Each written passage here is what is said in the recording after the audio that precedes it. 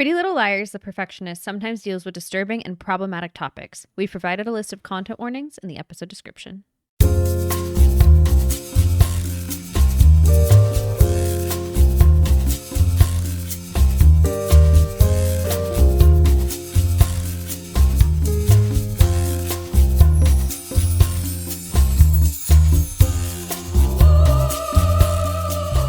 Welcome to Dead Ends. I'm Emily. I'm Brenton. And we have 2 new episodes of Pretty Little Liars, The Perfectionist for you. And let me tell you, if you didn't know this was a Pretty Little Liars follow-up, and say they didn't have the title in the front, you would know that it was by the same creative team because we get a fashion show and we get a hit and run. Yes, 100% Pretty Little Liars tropes that are essential and important. I always think of the fashion show and the amount of time someone gets hit with a car. Many times. We hit people with cars on Pretty Little Liars like it's our job. That's right. Pedestrians, watch out, and you are not welcome. Never be outside of a vehicle. Never. But, this is extremely a show trying to find its footing, I think, and it only got 1 season. Yeah, and it's too bad because I feel like it actually was it was on pretty solid ground. Yeah. Compare this to Ravenswood and you're like, wow, this has a plot. Yeah. Ravenswood had a premise. Oh, did it have a premise? Oh, that is untapped potential right there. That was so good. And then I think just the business of putting together a weekly show was just rough because then you didn't get all kinds of things of like people almost getting killed. If they had made like Final Destination, the TV show, like the actual premise kind of was, that would have been great. But unfortunately, you got to keep these people around. So it gets a little hard. It gets a little tricky to do that. Mm-hmm. But yeah, there's the concept they introduced at the beginning, and we just haven't gotten enough traction on anything yet to like really feel invested in some of the mysteries that are happening. Like I feel like kind of the same way with like KLL season 1, but I think the lower it's an easier concept to follow of like someone is coming after these girls, harassing them on their phones and over the internet. They're being cyberbullied. Thank you. That's exactly what I was looking for. And they think it could be their dead friend and they have secrets. And in this, or they think someone's pretending to be their dead friend and they, it's. But yeah, this is a little more. Yeah, so now I'm wondering, I'm like, what is Beacon Guard actually doing? How does that even relate? Who is coming after all these like people, which is a good question. That's the main question we have, and that's the focus of this now. But then it's like, okay, wait, but who killed Mason? Do we even care anymore? Nolan. Oh God, no. No one killed Mason. I Mason. thought they were gonna kill Mason in these episodes. I was like, we're gonna accidentally drug Mason. I think I predicted last time that he was going to die in these episodes. Probably. Yeah. So, and it's like, yeah, do we even care about Nolan's murder anymore? It doesn't, because none of it really seems all that connected to it. Also, no one seems that upset about it. No, not anymore. And it's, I think that it actually, good for Ava. She's booked and busy, but. Right, she is. She's got stuff to do. I actually have questions about like what Ava's career is going on since we introduced her as like an influencer YouTuber, but that hasn't come up at all. She's just kind of like a high profile student. I think she's an influencer YouTuber, but like came from like she started her brand maybe like after her dad's thing. Yeah, and it was, So now it's just like the brand. Yeah. That makes sense. And then that's why people didn't know that she was that related to that issue. You know what I mean? Right. So there's probably people out there that are like, wow, I really miss Ava's blogs, like now that she's working on her fashion brand like the whole time. She's probably still posting her content. I feel like Girly's got things going on. Wait, but when is she vlogging? She's out and about. Hey, I'm with my friend Dylan. I think she was. This is more of the era of sit-down videos. Still, oh, okay. They're fading out. You know what I mean? So she's telling a story, and it's just like someone is harassing me, and her like shocked face and a bunch of question marks. I think it's more like a lifestyle influencer. So she's telling us about her favorite brands and her favorite, things. My boyfriend's dead with her crying on there, but then like really garish font. Oh my God. She won't be hiring you to run her social media. But No, yeah, her job did kind of change. And it's like, well, she wants to work in fashion and for Vogue. From the very beginning, though, they introduced that. That was like the thing. Mm-hmm. Yeah, that totally tracks. It's just like, is she, what's going, I feel like more she would, again, we don't know how big her channel was and all that. But anyways, big, because she was making money. Right, yeah. And also hacking into YouTube to make you get pop-up ads. Ava. It's a very girl boss move. Overriding the pop-up blockers. Why? She wants to make it's money. The rudest thing possible. Off the ads? True girl boss. But there's no ads on YouTube. Yeah, there are. Not like embedded into the website. No, but don't pop-up blockers stop the ads before the videos on YouTube? Oh, do they? I thought they did. I thought they used to. Oh. I thought you were the one who taught me this. No. I thought you were the one that put a pop-up blocker on my YouTube back in the day. That computer is dead and gone. I definitely put one on your computer, your Chrome or whatever it was, but my old MacBook. Maybe I forgot. I don't know. Maybe I could be wrong, but that's what I remember. It could be. Anyway, now we don't. I just watch all the ads. And you know what I have to say about that? They keep making them longer. I will watch a YouTube video and I swear I'm watching 10 minutes of ads. There's like full minute plus ads in the middle of a YouTube video. And I'm like, I just want to know what cruise ship Ben and David are getting on. That's right. They said it was their favorite cruise ship ever, and then we're seeing 10 minutes ads. Yeah, it's just annoying. Yeah, they want you to get premium. Which, thanks for watching us on YouTube. I'm like, yeah, if you deal with ads to watch us, thank you. Also, I don't think so because we're not monetized. Yeah, so you're welcome. Our lack of success is a benefit to you. Yeah. Please reap its benefits. Reap the rewards? That's what I was trying to say. Oh, yeah. And the benefits. Yeah, and the benefits. But anyways, yeah, there's issues with this, but we can jump into the episode and then get to some of my issues. You don't want to debate the semantics of YouTube monetization? We could. Just kidding. I'm all ears. No, I was like, we really got on a tangent. We really did. From the jump. That's how excited we are about these episodes. Episode 5, The Patchwork Girl. Like the last episode, like the books that Taylor reads. She's the patchwork girl. The Perfectionists are in the abandoned cabin. They're arguing over breaking laws and doing something. But it's all like cut weird. So like all the clips are some of the clips are sped up and then they're jumping between like conversations already in progress. They pour something into a glass that looks like whiskey. Ava yells at Caitlin that she said she'd do whatever it takes to make up for what she did. Dylan tells Ava that crime comes easy to her family. Racist. And they all agree that after this, they'll pretend they were never friends. 24 hours earlier.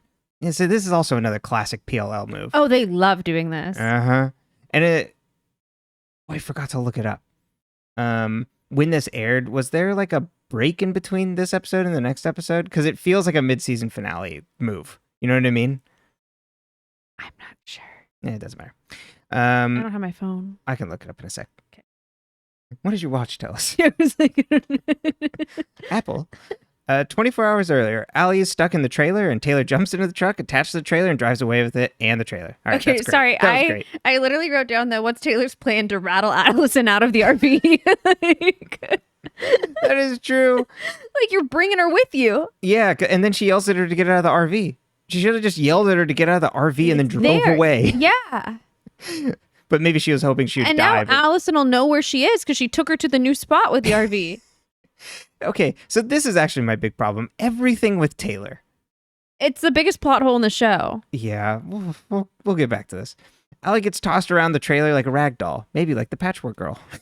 Mona asks about Ray because he's the janitor, or he says as a janitor, he has a cloak of invisibility. He was a student at the college when he was 15 until he met a girl that was smart, just like Mona. The school doesn't seem to know he's there, though, and he says Mona won't turn him in because she wants to know who messed with her program. By there, they mean living in the abandoned building on the campus. The school knows he's employed by the school. I don't think so. He works as a maintenance man for the school. I think that's his cover. Oh, I thought he like worked for the maintenance man because My his re- name shows up in Beacon Guard. Yeah, so but she didn't find him on any of the lists under employees. But she only looked at teachers and students. Oh, right. She only looked Mona at was faculty. classist. Yeah. Well, not surprised. Still love you, Mona, but like, She's you know, from your Rosewood. class is showing. He says Mona won't turn him in because she wants to know who messed with her program. He says, you call it your crystal ball. And she's like, I do. He doesn't know who the program is tracking, but maybe it's a suspect list for Nolan's killer. But he didn't tell her who was actually messing with the program. So I don't know. Ava sews and sketches dresses, but then angrily scratches out her designs. She tries to sharpen her pencil, but the sharpener is stuck, so she just mantles it and finds a note. Dreamer, it's time to go. It's time to go. Make sure you're not followed. No one can know. And then there's longitude and latitude coordinates listed. Flashback. Her dad and her, dad is bringing her to the school, calls her his beautiful dreamer. He says her being at the school now is her fresh start. He says, I know I'm not perfect. I made mistakes, but you know I love you. And she says, no one's perfect. I'll always love you. They take a selfie. And in the present, Ava looks at a printed out picture of said selfie. Caitlin visits Dylan in his apartment. Caitlin answers the door to Ava, who stomps in. She says, we have to stop Mason before my fashion show. I can't get him out of my head. Caitlin says she's sorry and she'll do whatever it takes to help her. Ava says, I have a plan. We need to drug him and get his confession on tape. We'll use my anti-anxiety meds. The right dose will make it act like a truth serum. Well, anti-anxiety meds that Nolan had given her when she was being chased by the paparazzi. Right. So Nolan's drugs. Exactly. Yeah. That's fine. Nolan's stash. Dylan says we can take his phone and see where he was that night, the night of Nolan's murder. Ava says we are going through with the plan. Are we going through with the plan? And then Dylan asks what Caitlin is sorry for and is not on board with the plan. Ava says if we do this, this nightmare could end. Caitlin says, don't you have a big audition coming up? What if he messes with you? And then Ava says, let's not pretend that he only has one secret on all of us. It could go on forever. And Dylan says it won't. What else does he have? Ray says Nolan was one mess. Ray says Nolan was one mess to clean up, but the world is better without him around, and he deserved what he got. Mona asks if he knew Taylor. Ray says she figured me out and gave me some books to read, and I told her about Angela. Taylor wasn't the first person to jump off that bridge. Mona says my friend Allie thinks Taylor's alive. Ray says if it's true, she should stay far away. I tried to warn her. I left her a message, and Mona's like, you wrote that on the wall? The trailer suddenly stops and Allie finds her phone is out of battery. Taylor storms in with a crowbar. Taylor, sorry. We'll call her Crowbar from now on. Well, but does she also not have a phone charger in that RV? I guess not. Maybe it's like cut out on a wall somewhere. Taylor says she knows who Allison is and yells at her to get out. Outside, Allison asks for Taylor's help. If you wanted to disappear, you'd be gone. Taylor says you put me in a lot of danger. Allie asks who she's afraid of. Taylor said someone tried to kill me. I don't know who they are, but they probably killed my brother. My mom brought you here to find me. That's why she used Mona's program to find you. You see, the program can identify people who are more alike than think they even think alike. Okay. She notices her truck has a flat tire. Well, I think that's just like a personality assessment in general. People who Right. are similar tend to ELJ or whatever, and ENFJ. Or like it's introvert or extrovert. What if Mona's program was just Myers-Briggs? Yeah, that's what yeah. Just no, what I was trying to say, it's introvert or extrovert, and then I don't know, it's ENFJ or ISTP. I can't remember what the other one is. I don't know. Can't remember. Do you know which one you are? No, I don't remember at all. I'm an ENFJ. That's why I know that one. You're like, no. I think you were an INFJ. I think we Okay. were the same. You just were Introvert and I was the FJ. extrovert. Makes sense. Yeah. I don't remember what they all mean. Yeah, I can't remember the breakdown.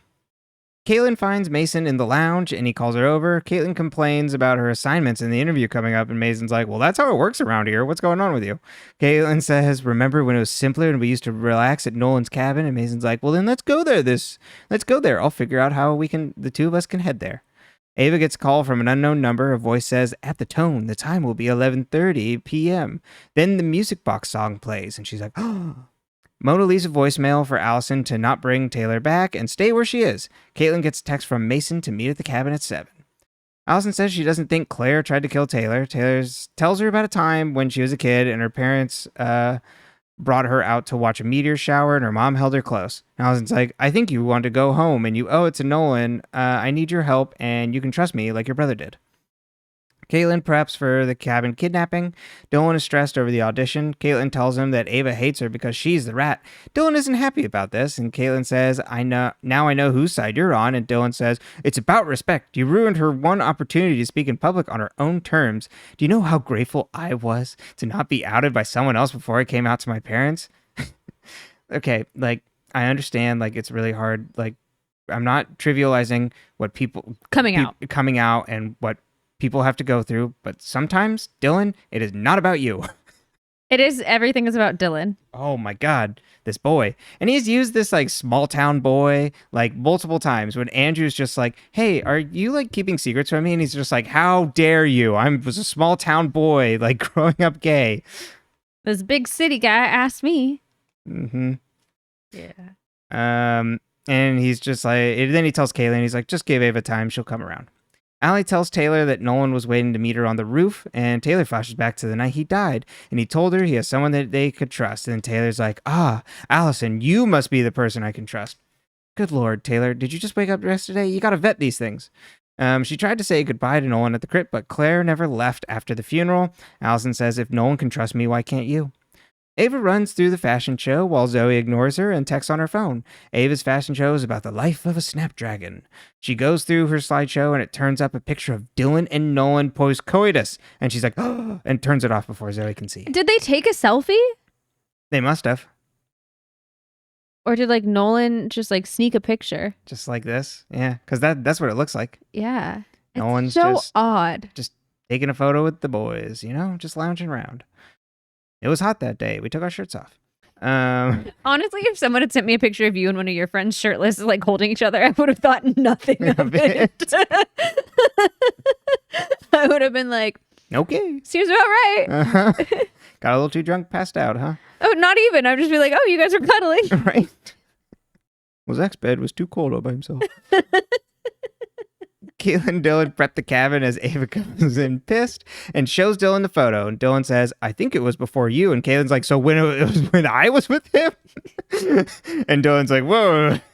Dylan's like, it's what made Andrew leave. And then Caitlin is pissed at Nolan now. And Dylan acts catty to Caitlin. You don't have a leg to stand on here, bud. Ava like, oops, I slept with Nolan. Why is everyone mad at me? Yeah. Well, it's not like you're with him anymore, Caitlin. None of us are. Imagine, yeah, it's like the Arrested Development thing. Like, oh, right, I forgot, your wife is dead. Ava gives Caitlin the pills, and Dylan hides the camera, and Ava's like, what the hell is that, like, spot? That's super obvious. And then he gets all mad about this. They argue from the first scene of the episode, and Dylan tells Ava that crimes comes easy to her family, and then it completely silences the room. Even Caitlin's like, Jesus Christ. She was like, whoa. Ava hides the camera, and Caitlin says, after this, we'll all move on like we were never friends. And Ava says, we were never friends. Mona texts Allie that she's getting worried. Where is she? Booker comes to join her for coffee, and Mona is super annoyed. Booker asks why Allie is protecting the Perfectionists. Mona says they must have needed help. Booker says, what about her past then, when she pulled people in who needed her, much like Nolan, who assembled his posse? Mona says, that's in the past for her. Booker says, I saw your file, and you never said what happened on Something de Fleur. Are you worried that Alex and Mary Drake might find you? And Mona's like, says, like, isn't this what got you into trouble with the FBI, making connections that weren't there? After Ava's the case against Ava's family, you were exploiting loopholes, some of which were illegal. Research goes both ways. And then Booker leaves annoyed. And Mona mentions that her chest date didn't show. Because her and Booker were supposed to kiss. Mm-hmm. Wait, her and Booker was supposed to kiss? That's just my vibe. There, it's like when you got that tension building. Where it's like, what I know about you, but I know about you. There's tension. Mm-hmm. Oh, I see. Interesting. I just think everyone should kiss. Yeah, I'm not on board with this one, but you know what? That's fine. I mean, I was going to make a bad fuck the police joke. Well, I think I get where you're going. Allie brings Taylor back to her place. Allie says, sorry they redecorated before I moved in. Taylor's like, it's okay, it's your home now.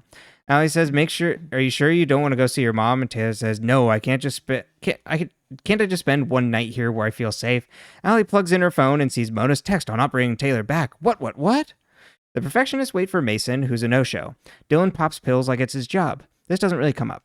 Ava says we got played and we should call it. Caitlin says you guys can go. I'll pack up. Dylan says, what does this mean for us? And Ava says, I don't want to be friends with people I can never trust. Good. The others leave and Caitlin notices the camera. She gets a text from Mason that says, sorry, I'm on my way. She texts back, I'll be waiting for you. Dylan has his audition. As he starts, his hand starts twitching and shaking. He goes to leave until a judge asks if there's a problem. He sits back down and then plays beautifully. Ava gets her cash bag and finds a packing peanut in her coat and remembers all the fun times they had packing up boxes for the troops. She grabs her bag and leaves. Caitlin puts pills in the whiskey and hears Mason arrive with food. He says, thank you, but I'm not drinking until the cruise season is over. And she tries to get him to drink, and he says, who knew you were so bad? I thought I'd have to take care of Jeremy, but it looks like you did, and not so suddenly hints at them having sex. Dylan sees Ava in the cafeteria. He goes to apologize, but she cuts him off. She says goodbye, and he says, you act like I'll never see you again. Ava says, I understand about Nolan. He had passion. It seemed like sometimes that was the only way he could show you how he felt, and it could be overpowering. Maybe that's how you can explain it to Andrew, and leaves. Mason comes back with firewood, and Caitlin hits him with the fireplace poker. He bleeds onto the floor and then opens his eyes. Caitlin is running through the woods. Ava also walks through the woods to the latitude and longitude coordinates. Someone comes up with a flashlight, and it's Booker. Ava calls her a miserable Cuban being. Booker says, I can play the games however I want now without the badge. You can keep the bag if you tell me which one of your friends killed Nolan, or was it your teacher? Ava throws her the bag, and there's just a bunch of clothes and brushes, and tells Booker she's not easy to fool. Booker tells her that the offer is still good and she can help her forget about the past. Ava says, you just want to bury the past. Booker says, maybe I have it wrong. Maybe you killed him.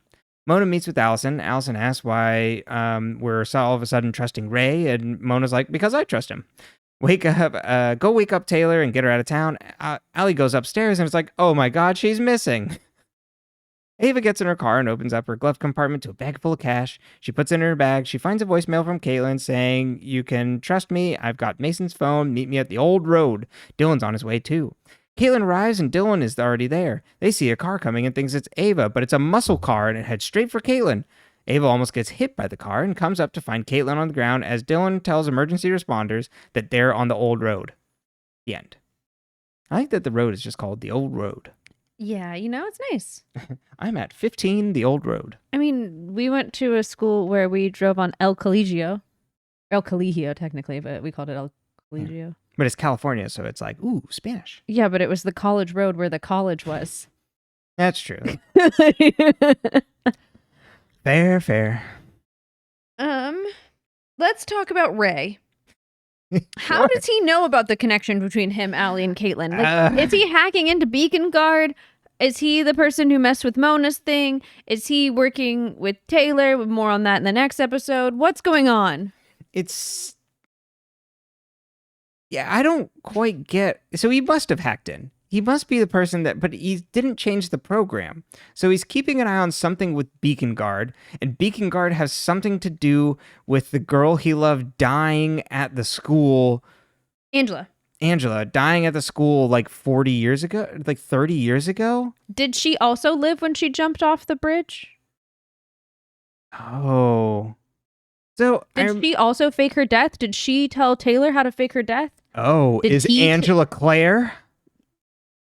I don't think so. That she came back as a new person with a new identity? I don't think in that kind of high-profile community that makes any sense.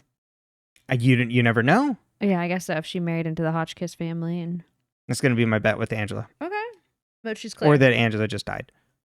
But then what was going on with Angela, and how does it relate to everything else? What made Ray want to come back here and do all this search? Mm-hmm. I have no idea. Who is Ray? Ray Hagedorn, the most fake name I've ever heard. Okay. But he's trying to help Taylor, I think only because he's trying to keep an eye on Beacon Guard. And he saw shit that whatever Taylor was trying to do, and he's like, fellow hacker or something. Someone that's trying to mess with things. Okay. So like, I gotta help out this poor girl who's on the run, I guess. Or like could get into trouble. Mm-hmm. Yeah. Okay. He didn't want another tragedy happening like Angela. Fair. Dylan no longer has a secret, as far as we know. Even though in this episode she's like he still has other secrets. What other secrets would Nolan have possibly had on any of them? I know, truly. Like, what else did they do? I guess we'll find out more in the future what they could have done, because they seem like this is good enough for them. That's a good enough reason. But what did they do? What else was Dylan keeping a secret from Andrew? Anything? Was it just like a personal secret about like getting to school or something? Yeah, it's something else. Yeah, we have no hints. So it's interesting. And it's interesting that Ava says that too, because like, what else? Does she know what his secrets were? Was she his other insurance policy? Oh, I wasn't thinking of that actually. I was thinking like, what else? Does he have something on her? But, oh yeah, his insurance policy. We'll get to that in the next episode. Uh-huh. But I guess it could be. I guess she could have like some sort of insider information that way. Maybe talk some shit about like Dylan and Caitlin. I wouldn't be surprised. Who is Taylor Hotchkiss so afraid of? Like, who's the person that tried to kill her? Or did anyone? Is she just making it up? If she's so much like Allison, wouldn't she just be lying for the fun of it? Oh, I guess. But she's older, so like, are we like assuming that anyone like Allison would have evolved like Allison and become quote unquote good or better? So that's what I'm wondering, is all of Taylor's naivete over these 2 episodes, if it's all an act, and that she's coming back with a purpose, that she sees some sort of opportunity.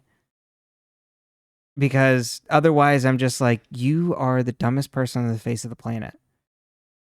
Why would you go back with this girl and go back home when you think if you think your mom killed you? Yeah. I mean, that's going to break bad, right? Her mom's is working with Beacon Guard. Well, and again, we don't know what the hell Beacon Guard does. Well, and Allie's like, oh, I can tell as a mother, your mother's grieving. And I'm like, she doesn't even say that you're dead. She never once says that Taylor's dead.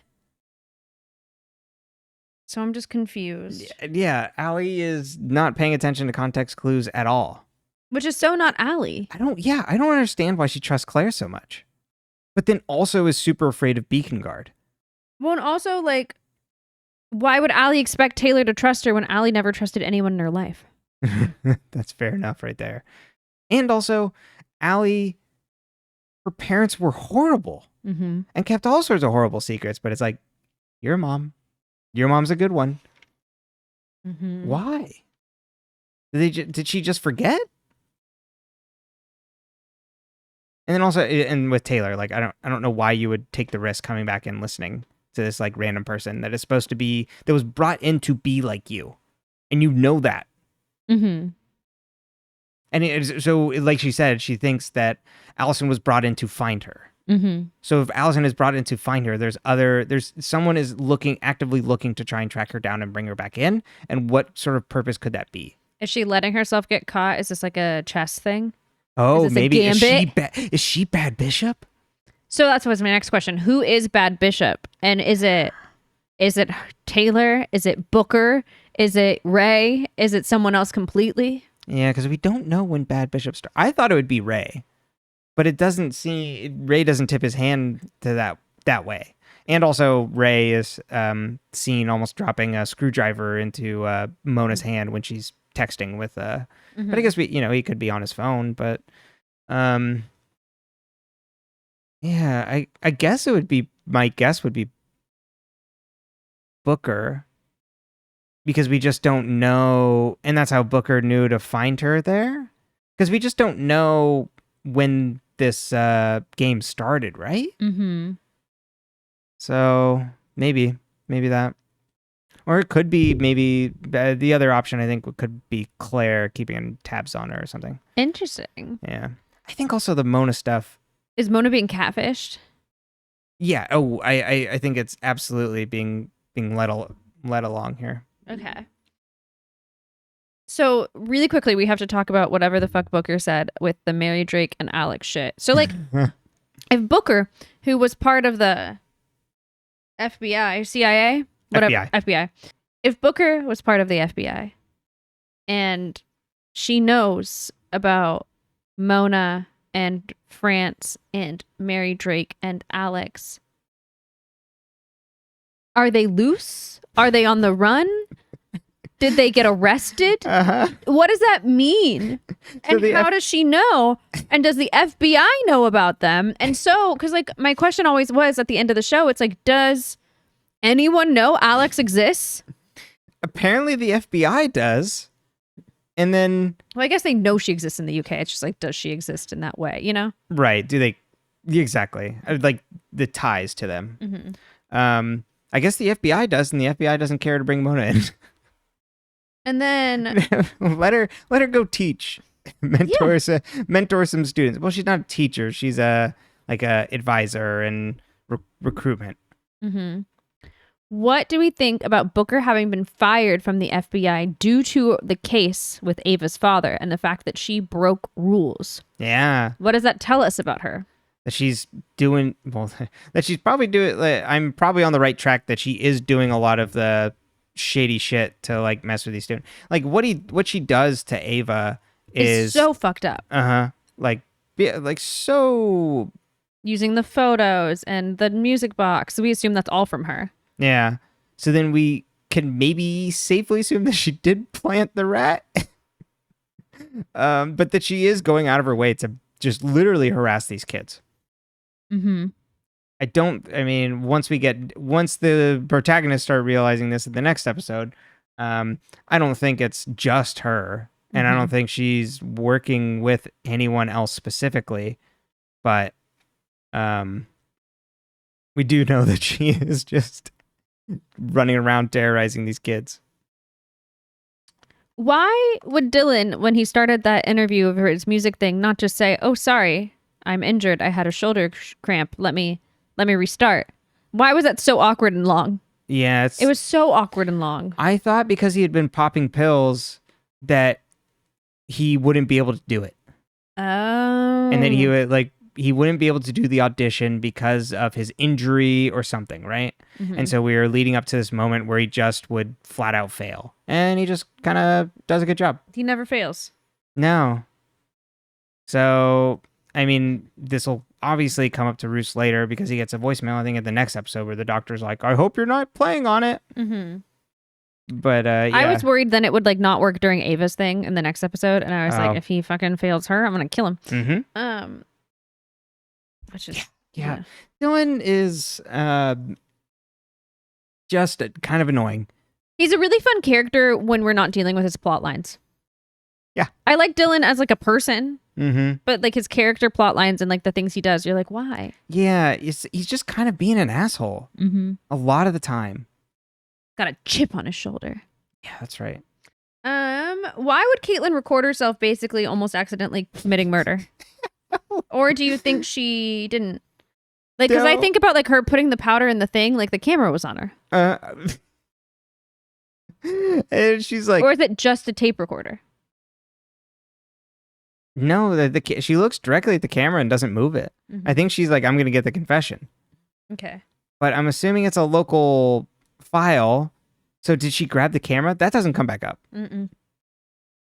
And then so there's definitely footage of her smacking the shit out of Mason with a tire iron or a fireplace poker. Mm-hmm. I get he was talking about assaulting her, but I guess that's good enough. Yeah. Yeah. It seems like a good enough reason to hit a man. Yeah. Who hit Caitlin with the car?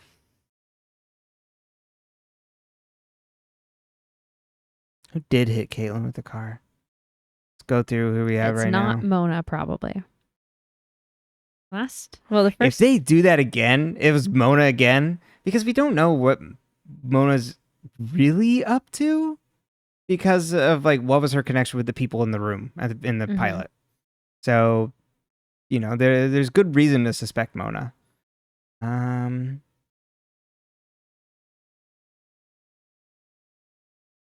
Who did? You know what? We're going to find out, actually, that Zoe is up to no good. That'd be so funny. Yeah, it's Zoe. Okay, Booker's literally committing crimes. Why would she, leave a note and believe that Ava would believe it and, fall for it? And, she's like, "Oh, yes, I'll catch this girl." What's your goal? Just to get them to turn on each other? I guess. I think that, yeah. That is like, if you tell, because she seems to really think that they know. Yeah. Which is unfortunate for her. Yeah. But they don't. They don't know shit. Mm-mm. So you're barking up the wrong tree. So I think it is exactly turn on each other because Anne makes some money. Because she's like, yeah, tell me who did it, and we'll go our separate ways. We'll be good. What do we think about Caitlin stealing the phone to prove that she's a good friend? I mean, there's probably better ways to do it, but I'm glad you got the phone. That's a good move. Or not, it's not a good move because he, in their minds, where he is the villain, that is a good move. But he is so not, because we have heard multiple times that he was just at the freaking crew party and we've seen it on camera. Mm-hmm. So it's like, okay, we're really barking up the wrong tree here. I mean, classic Pretty Little Liars shit, where it's we are going to follow this to its conclusion, even if we are dead wrong. Spencer moment. Yeah, it really is. All right. That's all I got for this episode. Do you have any other thoughts on this episode? Nah, anything germane to this one specifically? No. That's a fancy word. Yeah, I just kind of pulled that out of nowhere. No, I think it's all next episode. Okay. Episode 6. It just seemed so disingenuous. I know. It's just funny. Episode 6, Lost and Found. Ava and Dylan are at the hospital and Kaylin is in surgery. Dylan is hopeful she'll pull through. They both apologize to each other. Dylan says, I would have told you eventually. Ava says, I'm sorry about what I said in the cabin, and then asks about Andrew. Dylan hasn't heard from him. At least Mason can't mess with him if he's not around. Ava says, at least this all brought us back together. Allison and Mona round the corner, and Allie asks her how to explain Taylor to them, and Mona explains exactly what happened to her and says that seems about right. Allie says, we don't know if Taylor's connected to all this. The two approach Dylan and Ava. Mona asks what happened. Dylan and Ava are hesitant, and Allie says she's one of us. Mona says, this group thing isn't for me, but you can trust me. Dylan says it was Mason and how he's threatening them after he stole Nolan's secrets. Mona says, been there, done that. They think that Mason did it, and Mona says, no, he was with the crew team, and Allison says, why stick your neck out like this? They say they see the police, and Ava says, now's our chance.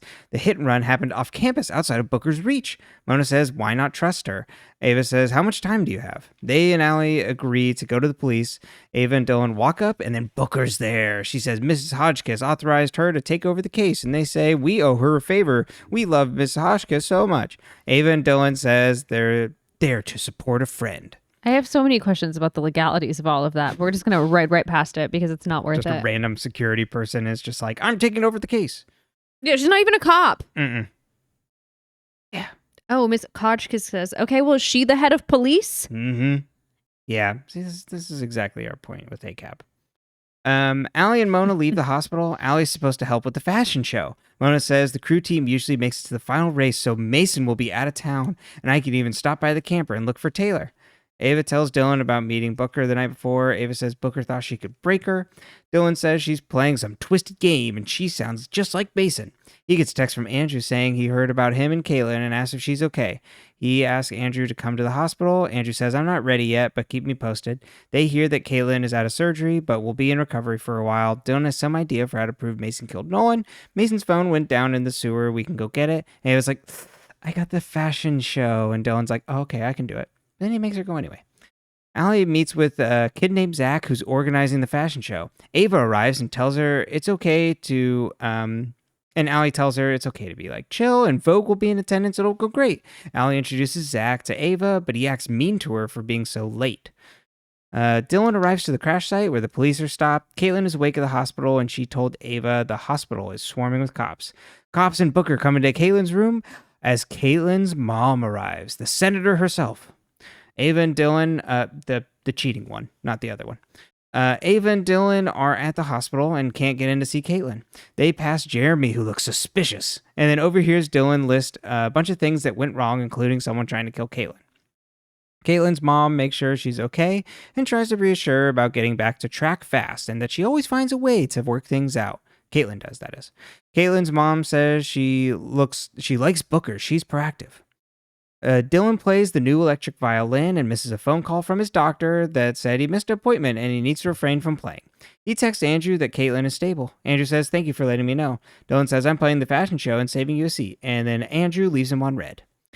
Mona arrives at the camper and finds it deserted. She gets a notification from Bad Bishop that it's her turn. Mona texts back asking where they were yesterday, and BB says, "Sorry, something came up." She calls Allie and says she thinks Taylor was really alone in the RV. "I think I'm going to stay here and see if she comes back." Allie notices on the TV notice board that the crew team lost, so Mason is returning tonight. Ava is worried about getting to the phone, and Allie says the roads reopen at 8, and she'll move Ava to the last person in the show, so her and Dylan will have 45 minutes to get the phone. Zach comes back with flowers, but they're not the snapdragons that Ava ordered. Zach acts like an ass and walks away. Ava scrolls through her slides, and Allie keys into one slide that shows gravestones, and is like, "Gravestones, wait. Gravestones are at cemeteries. Dead people are buried in cemeteries." And then, wait, Taylor said something about no one looking for dead girls at cemeteries. That's it. Caitlin's mom tries to connect with Caitlin, but Caitlin ignores her and texts on her phone. Her mom asks her to talk to her and why she was on the road that night. Caitlin says, "I have so many things I need to do." Her mom offers to do things for her. Caitlin says, "Stop, I can handle things myself." "Why isn't mom here? She works for you. You couldn't even give her time off." Caitlin's mom asks why she's been pushing her away.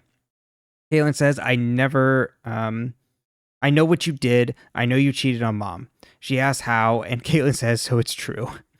Mona sits in the RV bored and plays chess and gets checkmate on BB. When it comes up to play again, she goes and gets water. She sits at the table and notices her glass vibrates slightly. She sees a cord in the floor and falls it to a cabinet and finds a remote with a single button. It opens the cabinet wall to reveal a monitor that fires up Beacon Guard OS. Caitlin's mom says it was a mistake, but she ended it with him years ago. She asked Caitlin not to tell her mom because she's running for governor. Allie goes to the cemetery and finds Taylor just sitting under a tree. She says, "You really do think like me." Or Taylor does. Allie asks why she snuck out. Taylor says, "I wanted to come say goodbye." Allie tells her to go public because until she comes back, she won't be safe. "Allie, you came back and you were put in even more danger." All I'm going to say. Caitlin tells her mom to not keep a secret. I know. She's like, "Don't keep a secret. I know by telling your wife, it could bring you two closer together." Ooh, Caitlin, you're really trying to cope with this. Sorry, girly pop. That's not how it works. It might work for us. She says, "I can't take the risk." Caitlin says, "So all the dinners where you said you'd put your family over your political career was BS." Mom says sorry. Caitlin says she'll keep the secret. "We'll fall in line and make sure you win the race." And she's like, "Oh, thank you so much." Dylan is at the fashion show and asks Zach if Andrew picked up his ticket. He hasn't, but Dylan thinks he'll show up. Dylan points the Vogue person out to Ava and tells her they have to go now to get Nolan's phone. Mona works at the computer in the RV and looks up the Hotchkiss family and sees an item for BH4 that's locked behind a password. It lists all the family members, and then in the middle there's a BH4. So interesting. Wonder what that is. She looks herself up, sees that she's being tracked and that her beacon is out of range of the system. Claire is at Allison's. Allie called her. Claire is at Allison's. Allie called her there and telling her it was urgent, and then Taylor walks downstairs. Jeremy comes in to see Caitlin. She says, "There's something I have to tell you. There's someone else who knows my secrets, and they did this to me," and tells him about Mason. Allie texts Mona the package is secure and she can leave the RV. Claire and Taylor hug. Allie notices her beacon guard is back on the wall and covered in a locked plastic casing. She grabs her coat and leaves and forgets her phone on the table. Ava and Dylan open up the sewer grate to look for Nolan's phone. They don't see anything. Dylan notices a balloon pass by as Ava screams and disappears down the sewer. So you had mentioned, it. Yeah, when the balloon came up. Yeah, it came out 2 years. The first one, the first new one came out 2 years before then. So it's definitely on the mind. Mm-hmm. Mona continues to type and looks up Mason. She sees he's in Beacon Heights already. She group texts everyone that Mason's back. Dylan looks down the sewer for Ava. He hears her scream and goes running to look for her. Caitlin sleeps as someone enters her room. Oh, crap. As someone enters her room, turns out it's Mason. Allison looks around the fashion show for Ava. She asks Zach, who hasn't seen her, and sasses off to her about Ava. As you mentioned, it's just yeah, you can't discipline this student at all. Yeah, when Zach literally is disrespectful to her, the flowers are flowers, and it's if you can't do your job, Zach, then don't do the job. And Allie's just my hands are tied. Yeah, well, he's a kid, and that's what it's no, he's an adult. He's an adult man.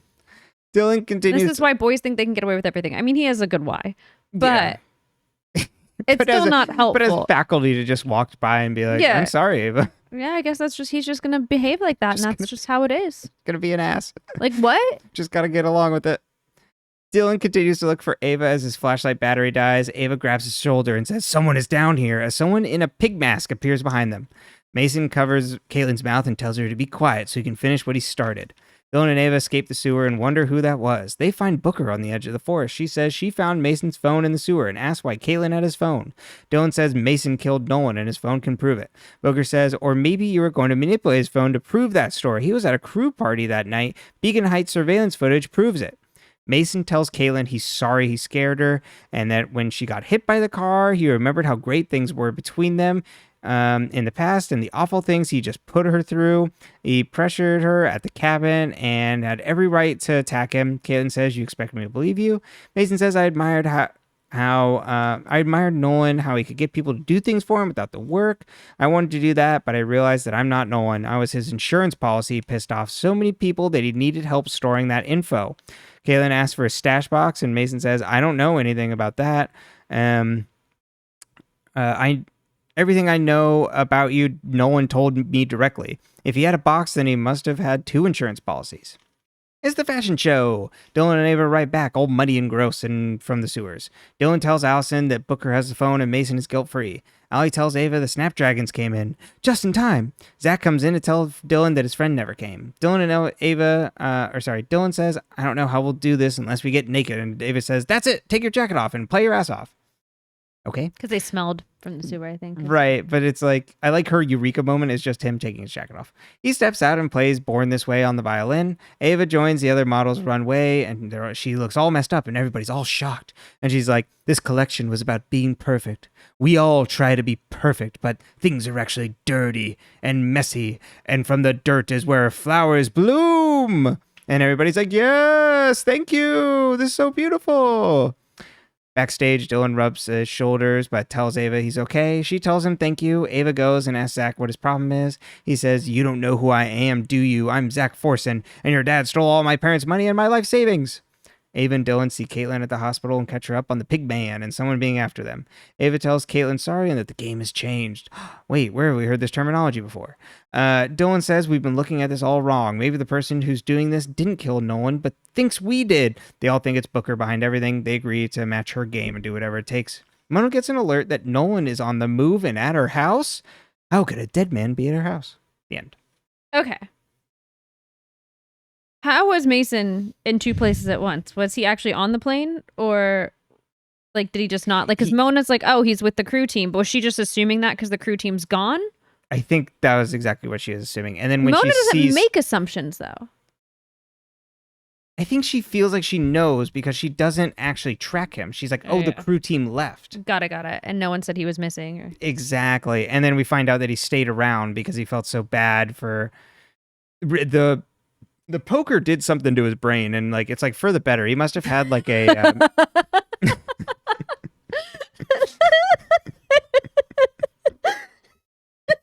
I'm just saying, this boy changes on a dime. He's like out here the week before being like, and then he's like, essentially, like I said, gonna assault like Caitlin, and then she hits him with a poker, and he must have like had his own like eureka moment. Where he's like, I'm not this person. Yeah, I can't be this person. It's like he had a like It's a Wonderful Life moment. Like, oh, this is what would happen without you in their lives. Look at how much better it would be. It had a Scrooge moment. Actually, we just didn't see it. That's right. It was a whole thing. 3 ghosts visited and Mason. Oh no, it's Nolan. I'm his insurance policy. I hope it's the Muppets version. I hope Muppets so too. Christmas Carol is the best one. I will die on that hill. Second to the Scrooge and Goofy one. Oh, the Scrooge McDuck, Mickey Mouse. Yeah, you know, they can both be first. Okay, yeah, that's fair. Can the local police really cede to a school detective on a case? Is Booker even a cop?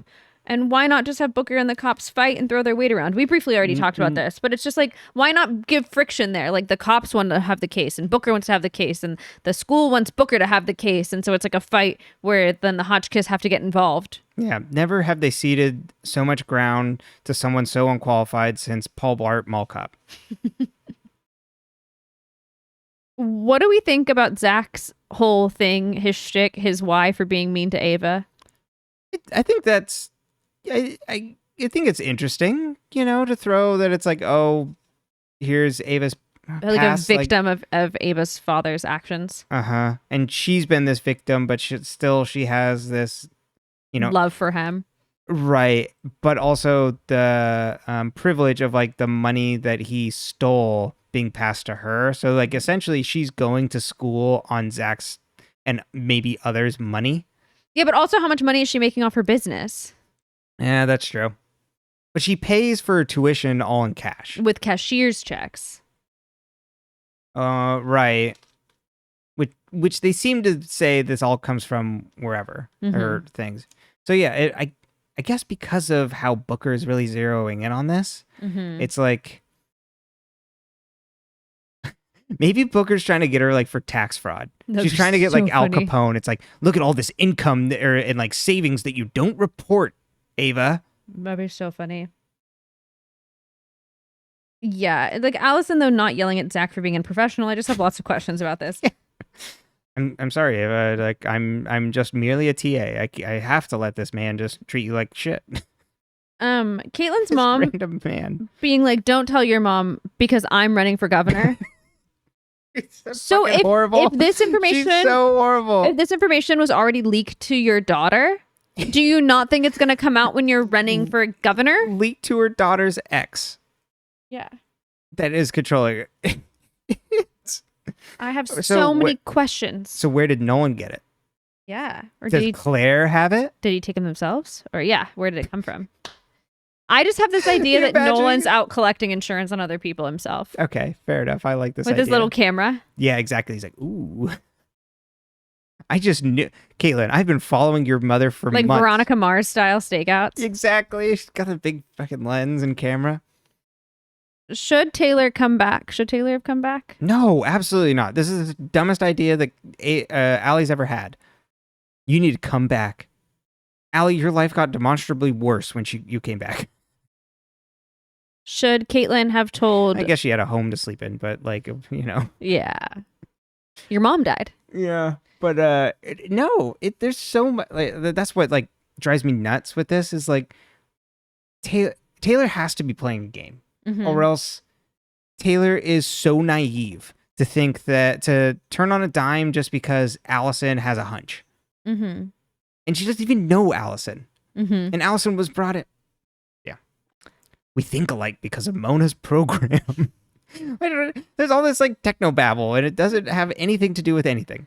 I think the thing that does not serve this show well is that it still has a lot of the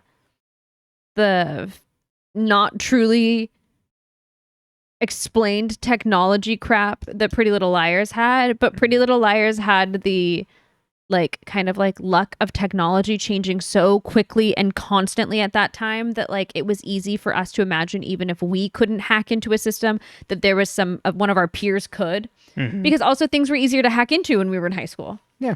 It was a different world. And also we were all so obsessed with technology then, but by 2019, you're kind of my phone works and I got Wi-Fi here, or I have my 5G or, it's just not the same. And I think with Pretty Little Liars, you can get to the kind of the truth of what they're trying to get at is that people can use it to harass and demean other people. But in this, it's Big Brother's watching? Exactly. Is that the angle? That's what it seems like, yeah. But it's unclear because Big Brother is acting like Mona in PLL. And you would think that Big Brother would actually use it to essentially profile and use you for really scary information and things. Should Caitlin have told Jeremy about Mason? I would, because I'm a blabbermouth, but he's British. Shouldn't have done it. Can't trust a British man. Yeah. Maybe he drove her over. What was I trying to say? Hit her with a car? Uh-huh. Drove into her? Yeah. Drove her over. Drove her over. That's the worst way to say it. Say Run. that. I mean, maybe Jeremy killed Mason. I've been forgetting about Jeremy because he doesn't pop up as much. He Yeah. could be Pig Mask. Oh. Yeah. Who put Allie's beacon guard in a lockbox? Probably Beacon Guard. But like, so is it like the janitor? Like, who's going into her apartment to do that? Probably a Beacon Guard tech. Okay. It's Allie looks at it like it's the scariest thing on the face of the planet. When a security system, when something would go out, would send someone to go check on the security system and fix it. Mm-hmm. And they're like, oh, someone pulled it off the wall. We need to make sure it stays on the wall. In true Pretty Little Liars fashion, my number one question is logistics. So Ava and Dylan are looking down a sewage grate, and then a balloon floats by, and Dylan looks up, and then somehow silently, Ava has been dragged down a like 12-foot ditch where there's a ladder. Like, wouldn't she have broken a bone? Wouldn't she have screamed? She did scream, I guess, but like, yeah. wouldn't she? Did she scream? It seems like she screamed. I almost said scrummed. Screamed. She scrumped. She scrumpted at the bottom of the sewer. Yeah. I have so many questions about that. It really is. But most importantly, who is in the piggy mask? Do you think it's Jeremy? Do you think I'll go with Jeremy. Okay. It could be Ray Hagedorn. You don't think it's Booker? She was just conveniently around? No, because I don't know how Booker would have gotten from there to the other side of the forest before they did. Sewers have more than one opening, right? Do you think it would be faster to go the other way? I don't know. Yeah, but I don't think. I think Booker found the phone and then was going to wait for them on the other side to like trap them. Well, I guess she thought they would go looking. Yeah. I guess it could be her because it would actually make more sense to just wait for them at the sewer entrance where the phone fell in. Mason participates in what I like to call a complete 180 plot serving character moment. Mason has 180'd so much that he 360'd because he was like decent kind of, and then he was really bad, and then he's like, oh, but actually I'm a good person because he got hit in the head. And it's just such a plot serving choice that I'm like, well, who is Mason? Yeah. You know what I mean? Like, he doesn't feel grounded as a character when they do this. Yeah, what prompts his change of heart? There's nothing. Besides getting hit in the head. Yeah, that's what I'm saying. So a really good fire poker to the back of the head can change a man. Exactly. Might be for the better, might be for the worse. Oh shit, I didn't know you could actually like hurt me this bad. I give up. Who or what was Nolan's second insurance policy? If Mason was the first It's gotta one. be who. If it does turn out that he just had a box, when it makes so much more sense that Mason's like, he just told me things. Have you heard of the power of the word? We've been doing it for forever. The good word. Exactly. This is how it. Yes. Have you heard the word? There's a long history of using oral traditions to pass down. I'm assuming it's a who. Maybe I don't know. I think Taylor will probably be the other one, right? And it's interesting that Allie doesn't tell them about Taylor. Allie's still keeping things from them. How is Nolan? And then is expecting everything from them. Oh, yeah. It's interesting. Yeah, we'll see how that plays out, Allie. How is Nolan at Mona's apartment? Is Beacon Guard watching their phones? Are they chipped? Like, how does Beacon Guard know where you are? Is it your cell phone? True. Because it tracks, it is tracking everybody. We do know that. Yeah, we'd assume cell phones, right? Because that's what, like, at the beginning, Nolan was trying to get out of range looking at his phone to be out of Beacon Guard to call his sister. Yeah. Yeah, I think you're right. So it must be phones. So who has Nolan's phone? And would be and go to Mona's. It wouldn't be Taylor and Claire together. So they're probably going back to the house. I wouldn't think that it would go to Mona's. Maybe Ray? Maybe Ray trying to like have a meetup? He's like, I knew this would get your attention. No, but it's not actually to get her attention. Yeah. Who Yeah, could it because be? they'd have to know she was looking, and so no one Right. knows she's looking. Right. Maybe Ray was doing it. Maybe he is working more with Taylor and was trying to get Taylor's attention. Maybe he knows Taylor is the one that set up the program. Maybe Taylor set up the program, changed the program. I'll say that. We'll go Okay. with that. A little shaky. Who killed Nolan?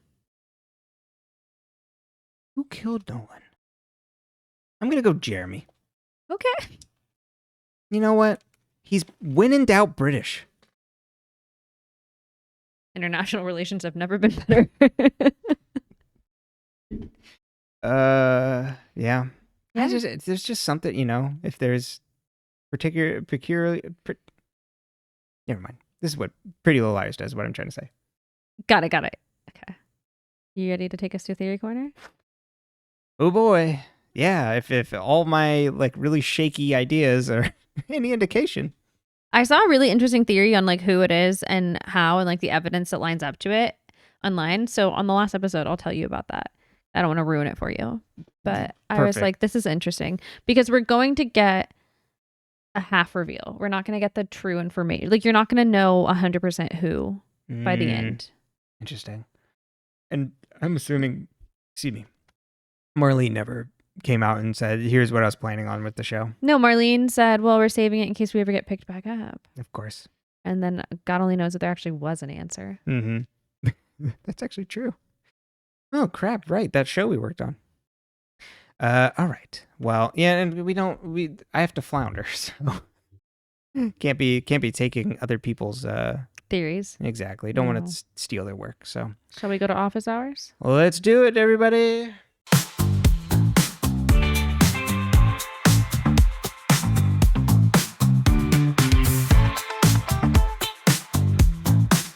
Welcome, office hours. You have questions, and I do not have answers. But let's try and figure out what's going on here. So maybe Jeremy is more technologically involved than we think. Maybe he's actually involved with Beacon Guard, and so then he also hates Nolan. So even more of a reason to get rid of him. Okay. Beacon Guard is using data on students to control the upper class. Feels like you're guessing on Jeopardy. I know. My brain's shorting out trying to put together something. Control the upper class of society, and through some sort of the Beacon Guard is actually the hand of some sort of Illuminati type group. Oh, that trains these kids to run the world, and that's what they use the Beacon Guard for, to keep an eye on and to control them. And Claire's at the top of all this, running this group. It almost sounds more like the story I'm writing. Oh, maybe that's where I got this idea.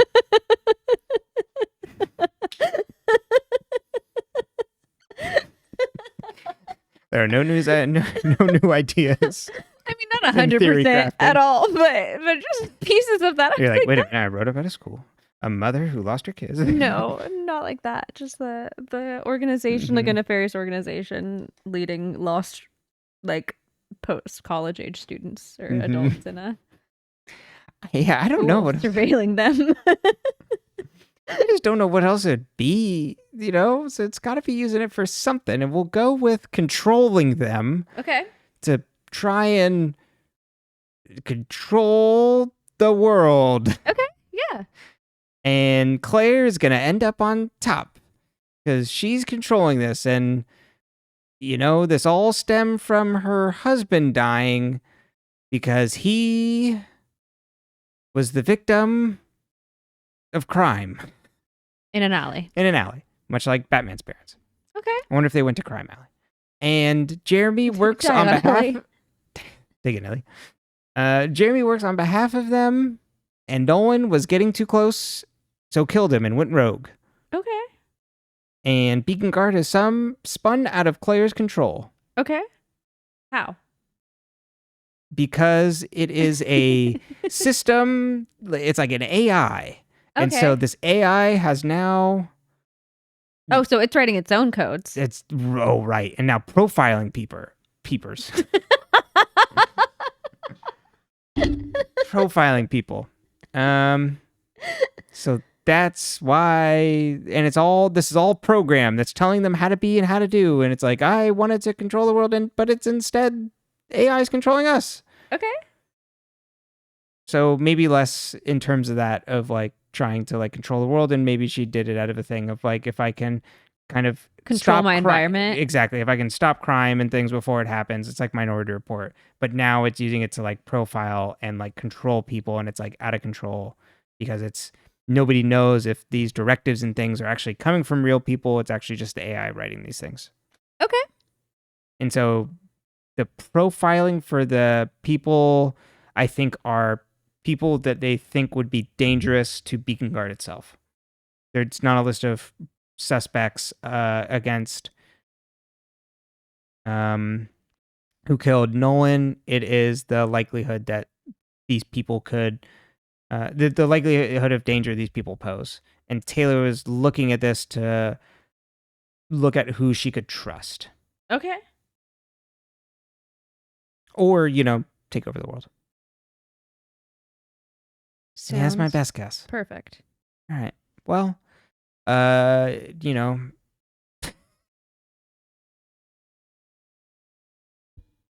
Full fall. So that's it. Beautiful. We'll see what more we find out next week. All right. Thank you for hosting Office Hours. Oh yeah, thank you for coming and listening to my ramblings. I hope I helped answer your questions. It would have been like real Office Hours if you had like a cup of coffee that's like stained a little bit on the table, and you had like a pack of open like breath mints on the table. You know what I mean? And you've got like a stack of papers, and you're just like stressed. Take them in. This is my third cup of coffee. You're shaking a little. Exactly. It's only the Folgers. We got this really crappy coffee here. It's not true at all in our house. No. All right. Thank you.